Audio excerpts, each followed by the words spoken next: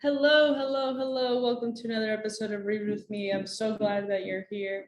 Not only am I glad that you're watching this, but I'm also glad that you're also listening to the second part of this amazing chapter. It's so good. He just told us a huge story about his first business, about his first transaction, and it was definitely a good story. So this is chapter 10, part 2.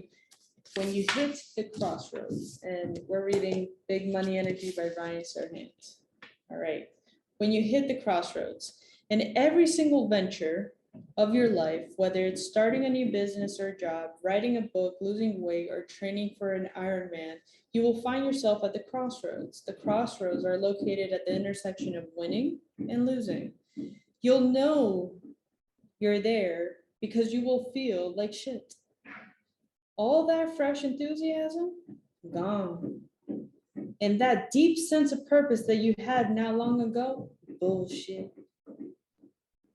It abandoned you with a pile of problems. And now you're sitting in a puddle of self-doubt. It's gross. The worst thing about the crossroads is that it can actually break you.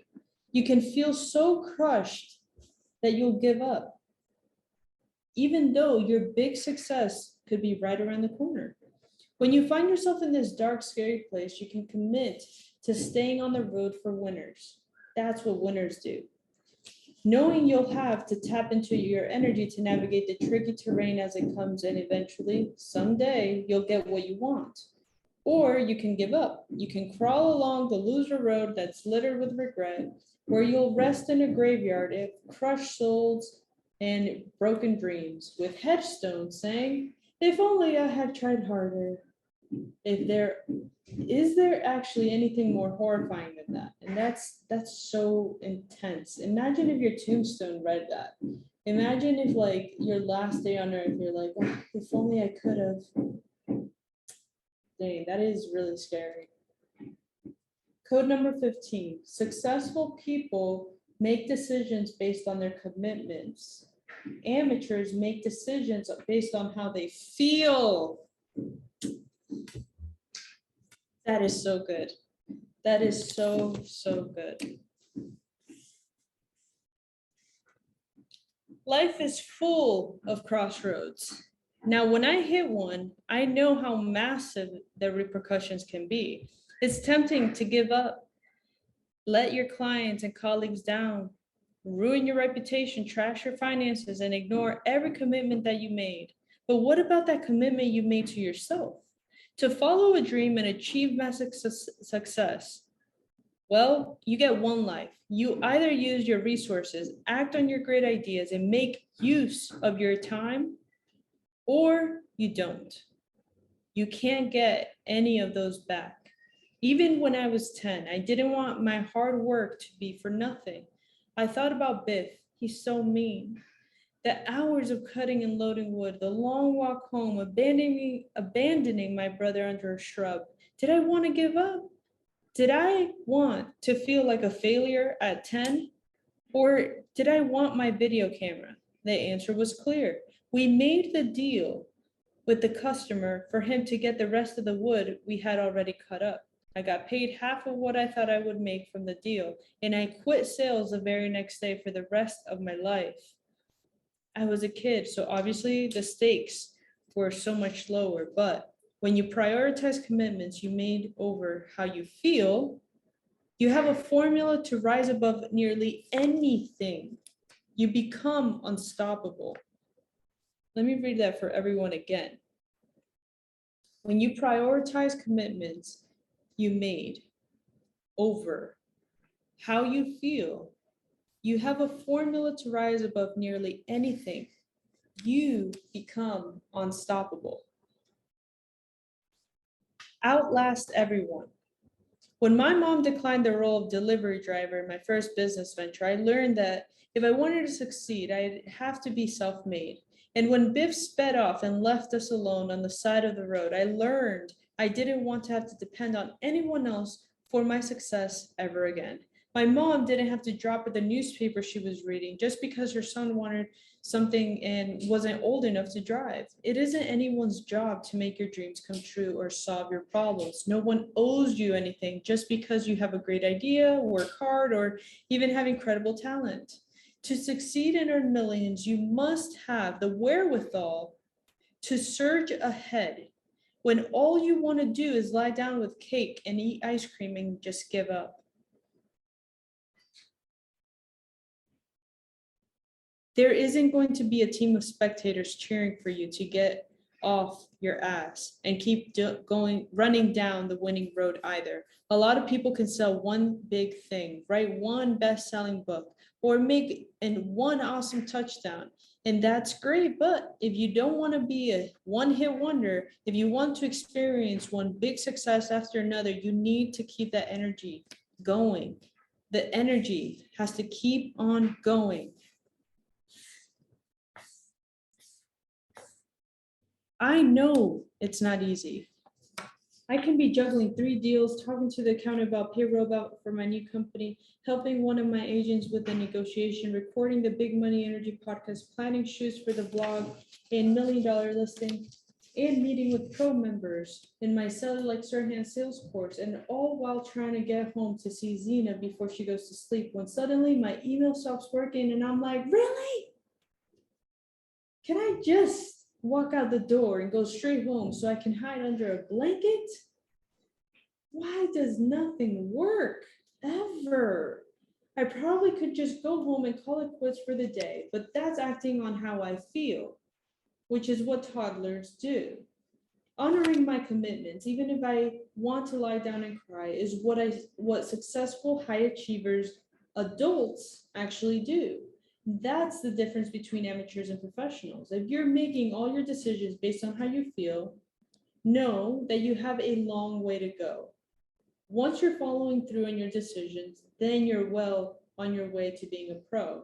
I have made a commitment to myself and my company to succeed. So I created a system to make it easier for you to follow the path you've committed to taking.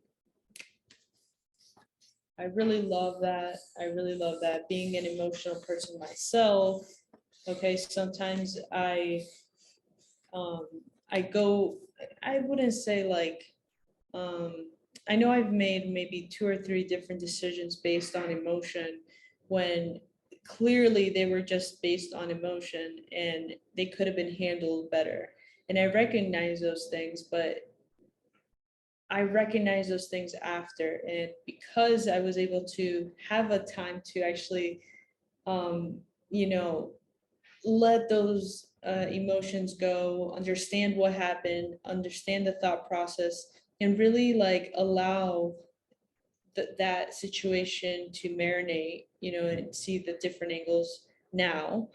I'm so grateful for those moments because you, me, anyone that's listening here, we all have emotions. Okay. Sometimes it could be with your family members. Sometimes it could be with your customers. Sometimes it could be with your spouse. Sometimes it could be with, I don't know, the sun being too hot or something. But when emotions are right in front of you, and the solution is on the other side of your emotions, you have to learn how to actually say, swoop. You have to be able to navigate around the emotion. Okay. I'm not saying to disregard your emotions, but I'm saying how to process those emotions to make logical decisions that will propel you forward. That's what I'm talking about. And I'm so grateful that we're here reading together. Let me continue this, okay? Here it goes, structure. Think of being surrounded by imaginary walls made out of fierce discipline, incredible focus, and impenetrable systems. This is the massive superstructure you create to house and protect your success. Take a minute to look at this house that you've created. How strong are the walls around your success? How are they standing? When it's time to work, do you get into it, or does it take you forever to get to work because you spend 20 minutes digging through old pizza boxes with orange Cheeto fingers before you unbury your laptop. So be honest with yourself.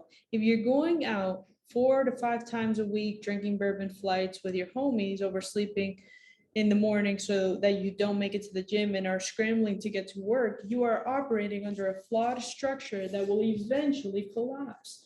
My structure stands strong because I go to the gym every morning, even if I'd rather be sleeping. I always bring healthy food with me and stay within my eating window, so I'm not grabbing desperation pizza for lunch every day. And I carefully schedule my time in 15-minute increments for the entire day, Sunday through Friday. Some calls may be booked for one 15-minute block because I know they'll be short, while some meetings might require 6 blocks of time. And even when I don't want to do the work, I still do it because I made that commitment to the client, the people who work for me, and the main man in the mirror.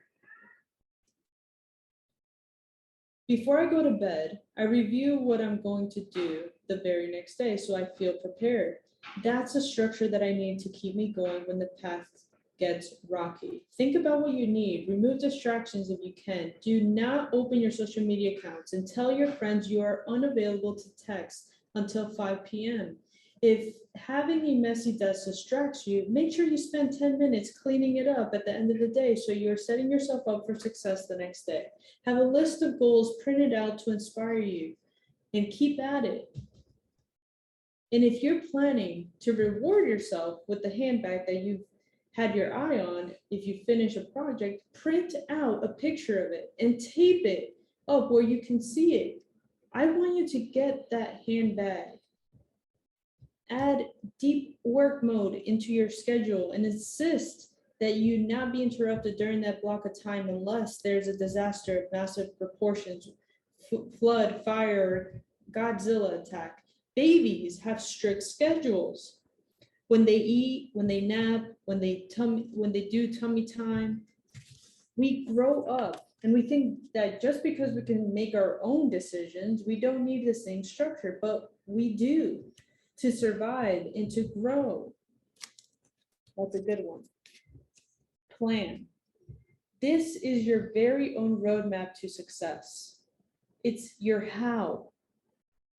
You might be grinding away every single day of your life, but you need a plan to ensure that you're moving forward with purpose. How exactly are you going to get to where you want to be? Think about the resources and the tools you need to reach your goal. Connect with people who can help you reach your goal. Connect with people who can help you get there. That would mean hiring an assistant or just outsourcing all of your laundry. Make the investment to get your time back.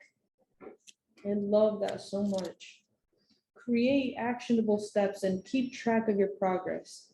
But here's the thing about plans. Sometimes the universe looks at your plan and lets out a deep belly laugh. You could be moving along, making progress and enjoying some real success when hello, the bridge has been washed out. So what are you going to do?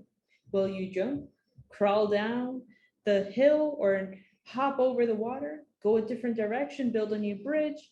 Changing course as needed puts you in a position to succeed when others might stand on the ledge thinking all is lost. All is not lost. Using a different tactic doesn't mean that you failed. It means that you're being smart. My original plan when I came to New York City was to be a great actor. When that didn't work out, I ran out of money. My plan changed, but my desire for success did not. I decided I wanted to be great at renting apartments, but it was clear that the terrain was very limited. I could do the same thing over and over and enjoy a limited amount of success, or I could adjust my plan and start selling apartments, which would take me where I wanted to go faster. Selling brought me so much further down the road that I wanted to prepare to explore even more. Now, part of my plan is to expand into a new area of every single year. When creating your plan, let yourself think about how far you can go, determine what tools and resources you need, and be prepared to shift course when a pile of mess is dropped right at your feet. Outlast. You've created a healthy structure for yourself. You've made a plan. You've changed the plans as needed. So can I have the success right now, please? Well, no, you can't. People who have made millions know that doing everything right doesn't mean success arrives at your doorstep wrapped up in a pretty bow next Tuesday. So when is it coming? Next month, next year, in a decade? Maybe, maybe. And yeah, maybe. Success is a long game. That means putting in the work and staying committed even though there's no clear view of the success that's waiting for you. Outlasting everyone else is about stamina, tenacity, and getting comfortable with the unknown. You can never really know what will be required of you to keep the commitment you made to yourself to succeed. Last week, I had an apartment to show. It was magnificent. 3-bedroom on the Upper East Side with 4 terraces and views of Central Park. The legit Master of the Universe apartment has an asking price of $14 million. It was 100 degrees outside. I was sweating buckets in my suit. And when I walked into the kitchen, I blurted, "Oh shit." Right here on the expensive marble counter was a gang of cockroaches. You know what can ruin an unobstructed view of Central Park on a picture-perfect New York City summer day for a very rich buyer? Cockroaches running amok in a kitchen. My client was minutes away, so I just crushed those little monsters. I didn't cry, I didn't scream, I didn't call the super. Wait, I took care of the problem. Myself, immediately. Why?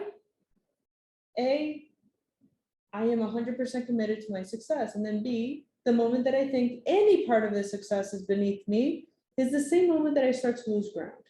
To be clear, I have many people to help me, and I would never have reached this level of success without my team. But when Jerry goes on vacation and I'm not going to throw my hands in the air and cancel all my appointments and spend the week watching Netflix. I'll mask up, glove up, and take the subway wherever I need to go. If no one on my team is available to take photographs of an apartment, it needs to be done. So I'll do it. Outlasting your competition is about maintaining momentum on the road to success. It's about getting stuff done no matter what. It takes total commitment if you want to reach the pinnacle of success, even if that means crushing hard-shelled bugs with your bare hands. It isn't anyone else's job but mine to carry me to the success that I want in my life. What about you? Are you totally committed to your goals and ready to dominate?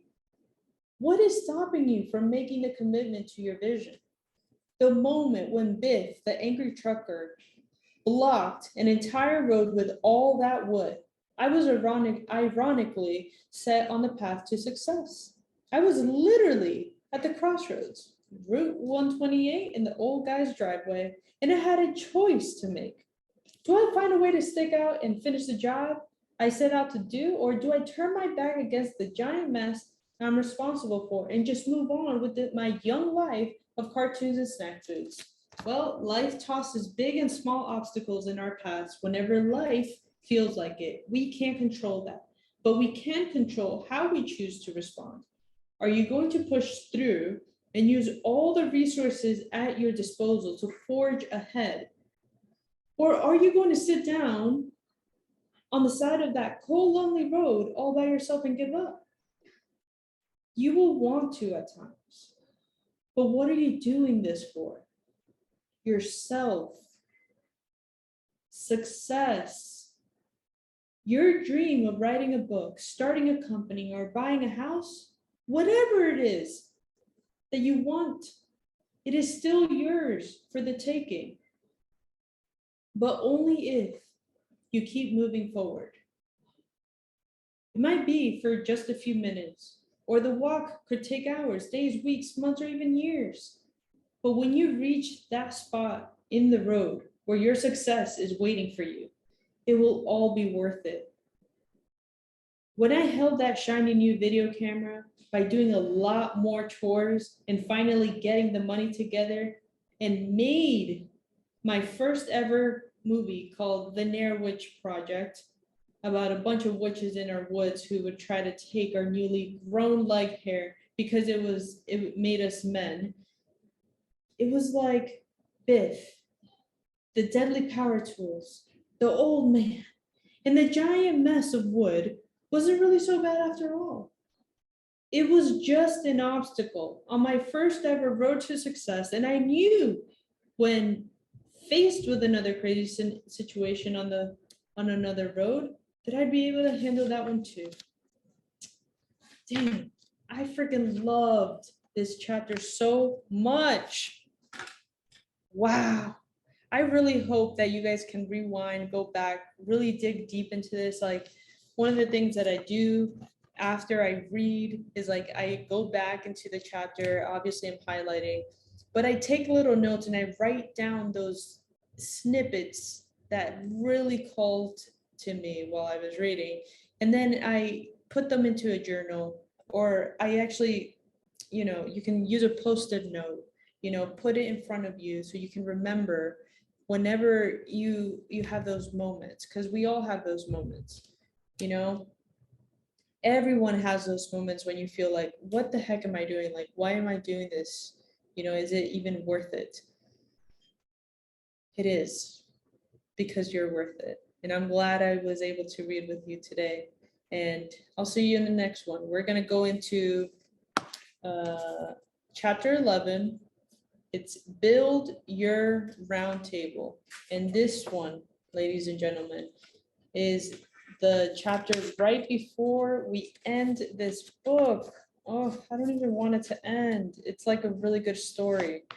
I mean, a really good movie. I love this. I love him. I love this book. I love it's talking. So I'll see you later. I'll see you in the next video where we go into chapter 11. Talk to you soon.